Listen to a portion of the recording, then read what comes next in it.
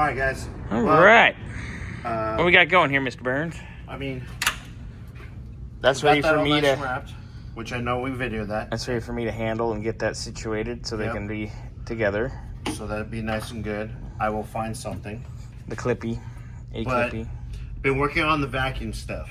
Oh boy. And I had three lines. There's a diagram here, which is it's a little fuzzy beat to crap, but I found it. I found it on Google, and it matched it. Yeah, it's perfectly. It's correct. So we had this one over here, which there shouldn't be anything over there like that. This was technically supposed to be here. This hits a T, or excuse me, there's another one goes over here and hits a T, and the one's supposed to go over here. The nipple somewhere right there. I see the nipple right there. There's supposed to be another piece that sits here, which I've been trying to figure out. So there's a couple going down this way, vacuum lines. So right now I'm actually loosening up the alternator. We have new belts anyways. Yep. So I can take this off, and then I'm nicely unbolt the AC compressor.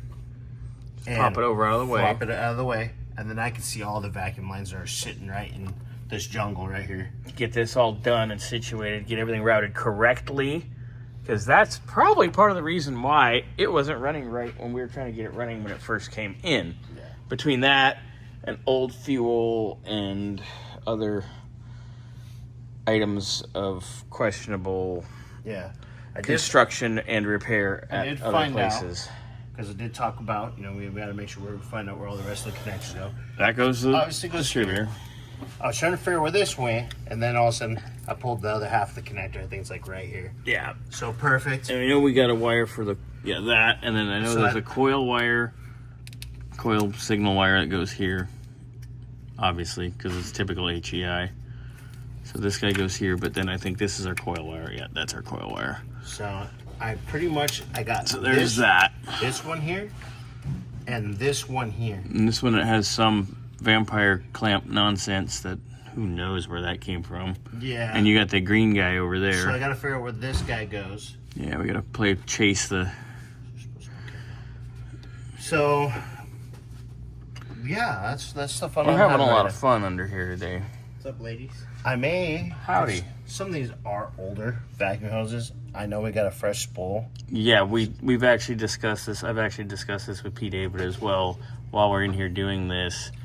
If it's crusty, just replace it. It's vacuum line. It doesn't cost very much. Like, this is a little on the tight side. Yeah. You might want to maybe get a little longer piece. Technically, if this doesn't go over there, supposed to be over there. Snag that piece. I'll probably snag this piece, get rid of this one, make it a little bit longer, flow a little bit better. And make it all nice. Yeah. I'm trying, guys. But old cars. It's a lot of work, and it's had a lot of hands in it, obviously. Ever since we started on this car, it's had lots of hands in it. Yeah. Scotty knows. Hi. We all been good at it. And there's just been trying to figure out, like I said, I got the diagram. So now it's like, why was this connected here? That doesn't go there. This goes there. Yeah, a lot of this. When we did the valve cover seals, this was connected. Yeah, we went back to our old shots. So once we did the valve covers, we kind of just put everything back where it was as a baseline. Right. And, well, whoever touched this before us obviously can pay attention, or even longer than that. Yeah, it's just through the years type of stuff. Yeah. But so, yeah, because, I mean, I get it. A lot of garage mechanics, they're like, oh, I can get a vacuum source from here, and this will help this part out. But then there's another problem on this side. Yeah, it just creates something new. So, I fixed that, but I screwed up that. Yeah. Fun. So, like I said, I'm going to unbolt the AC compressor, flop it over, and I can get to a lot of the lines that are right here and just triple check and also see if they're old and cracked. Yeah, finish up anything else while we're down there, put everything back, and then once the vacuum lines are done, we are almost ready to fire this baby up, I guess. We'll be close now. Well, not only that, once I put it all back together, that means I can put all the new belts on. Yep, get the belts on, get the radiator full, put some fuel in it. Yeah, because we finally got the right hose clamps that came in. Yes, they finally showed up. Okay, cool. Part store brought us the wrong stuff, twice? So Xander actually went himself. They had like 5 packs. Yeah, they don't listen because they don't know what sizes are anymore. They just go diameter range now. When I say I need a package of size 10 hose clamps, don't just send me 10 random hose clamps. If you don't know what it is, look up what a size 10 hose clamp is. You work at a parts store. Come on. This kid can barely read, and he could get me the right ones. I mean, come on. He doesn't get you yet. I already owe him one. Anyway. All right, guys. Well, once I get a little bit farther, I'll make another clip, and I'll keep you guys informed. Nice. It's been a process. It's going to be a process, but got to make it right, or just don't do it at all.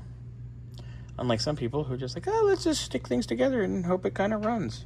You know, when I first started working on cars, somebody asked me if I knew how to do something, and I haven't done it on my own car. I would not do it on a customer's car. Yeah. Well, we've been doing a lot of vacuum lines our whole life now. Well, we've been doing a lot of things for a long time now. We're almost as old as Scotty. Almost. Hi, Grandma. Just kidding. Grandpappy Muskrat. And with that,